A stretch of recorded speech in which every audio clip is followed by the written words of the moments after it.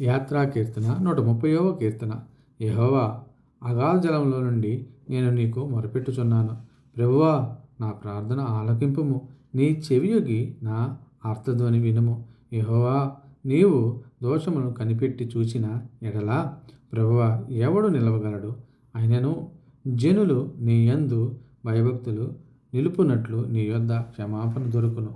యెహోవా కొరకు నేను కనిపెట్టుకొనుచున్నాను. నా ప్రాణము ఆయన కొరకు కనిపెట్టుకొనుచున్నది.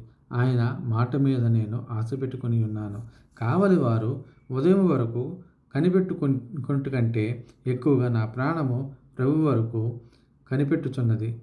కావలి వారు ఉదయం కొరకు కనిపెట్టుట కంటే ఎక్కువగా నా ప్రాణము కనిపెట్టుచున్నది. ఇజ్రాయేలు, యెహోవా మీద ఆశ పెట్టుకొనుము. యెహోవా యొద్ద కృప దొరుకును. ఆయన యొద్ద సంపూర్ణ విమోచన దొరుకును. ఇజ్రాయేలీయుల దోషములన్నిటి నుండి ఆయన వారిని విమోచించును.